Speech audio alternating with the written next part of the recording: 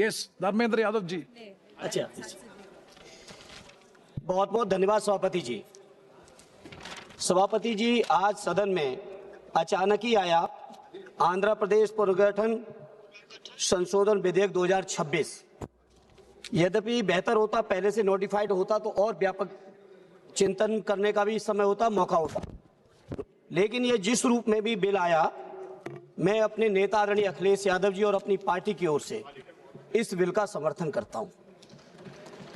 सभापति जी, समर्थन तो करता हूं, लेकिन समर्थन के साथ साथ कुछ सवाल हैं। हमारी पार्टी का सवाल है आंध्रा के साथियों से, विशेषकर टीडीपी और एनडीए के लोग जो सत्ता चला रहे हैं या जिन्होंने विधानसभा से प्रस्ताव पारित किया है।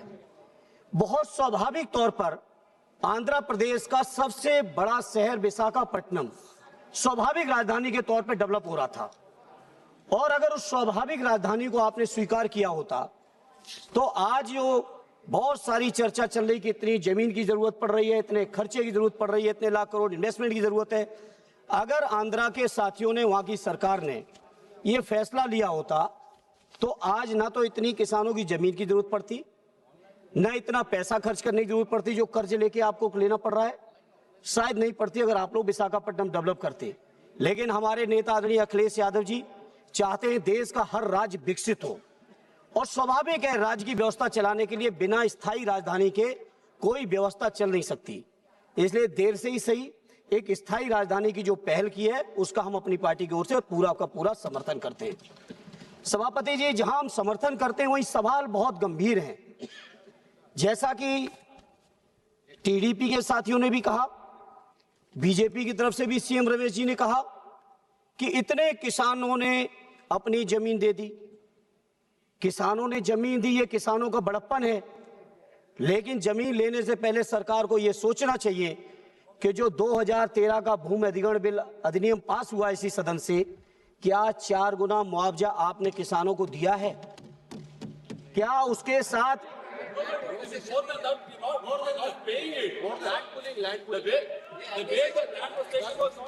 मुआवजा दिया? एक अगर दिया अच्छी बात है, हम आंध्रा के किसानों के हितों की बात कर रहे हैं।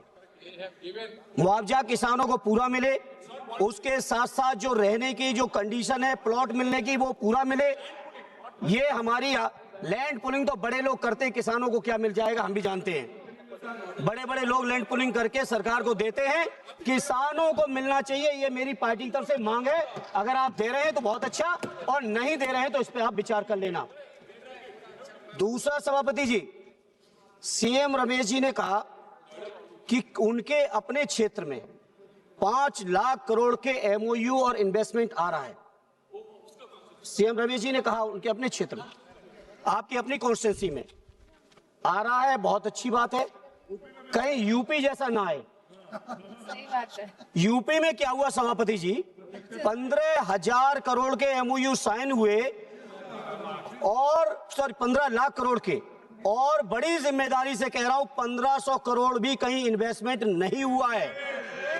अभी माननीय सभापति जी इसी महीने, मार्च के महीने में जो कंपनी 2025 में बनी, जिस कंपनी की नेटवर्थ केवल 50 लाख है, उत्तर प्रदेश के अंदर 25,000 करोड़ का एमओयू यूपी की सरकार ने साइन किया है।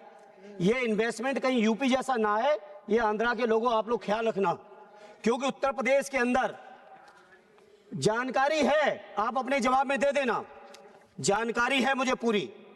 इसे आज इस मौके पर कहना चाहता हूं, जहां 54,000 करोड़ एकड़ लैंड आप लैंड परचेज कर रहे हैं। दूसरी बात, जिसके नाम पे पूरे देश का चुनाव लड़ा गया, महीनों पहले महीनों बाद तक 24 घंटे लाइव चलाया गया है।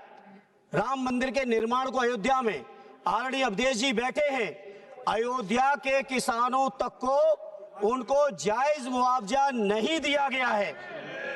जो हमारे उत्तर प्रदेश के किसानों के साथ हो रहा है, बैठे टीडीपी के साथी, पुराने गठबंधन के साथी रहे, ये जो हमारे उत्तर प्रदेश में हो रहा है, कहीं भाजपा की संगत में जाके आंध्रा के किसानों के साथ ही आप न करना, ये हमारी आपसे प्रार्थना है।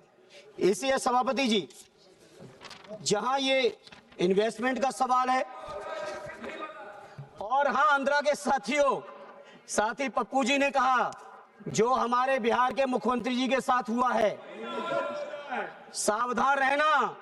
उधर जो कोई भी गया है, साइकिल वालों इधर आ जाओ। उधर जो कोई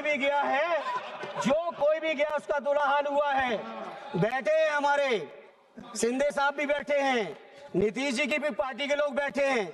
आंध्रा के लोगों, आप लोग अलर्ट रहना, ये हमारी आपसे मांग है। माननीय अध्यक्ष जी, मैं अपनी पार्टी साहब से 2 मिनट बात करूंगा, ज्यादा नहीं। विशेष दर्जा राज्य तमिलनाडु, आंध्रा का जो विशेष राज्य का दर्जा है, मैं अपनी पार्टी की ओर से कहना चाहता हूं, श्रद्धेय नेताजी ने छोटे राज्यों की स्थापना का हमेशा विरोध किया है और सैद्धांतिक तौर पर उन्होंने कहा है कि जब राज्य छोटे हो जाते हैं तो कटोरा लेके केंद्र के सामने उन्हें खड़ा होना पड़ता है, कभी वो अपने दम पर राज्य का विकास नहीं कर पाते। जैसा आंध्रा के लोग चर्चा कर रहे हैं, राजधानी गठित करने के लिए कटोरा लेके केंद्र सरकार के सामने खड़े। उत्तराखंड के लोगों का विकास कैसे हो पाया वो हम जानते हैं। शुरुआत में केंद्र सरकार राज्य गठन के साथ तमाम तरीके की रियायतें दे देते हैं, टैक्स फ्री, इस तरह का औद्योगिक क्षेत्र बनाएंगे, ये भी करेंगे वो भी करेंगे, और 10 साल से ज्यादा किसी राज्य को सुविधाएं केंद्र देता नहीं है और अंततोगत्वा उस राज्य के विकास पर बहुत असर पड़ता है।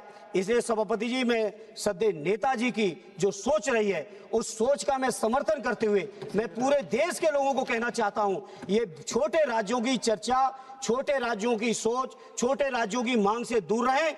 जितना राज्य बड़ा होगा, जितना संसाधन होंगे, जितना उनके पास मैन पावर से लेके तमाम चीजें होंगी, उतना ही राज्य आत्मनिर्भर होगा, केंद्र पर उसकी निर्भरता कम से कम होगी।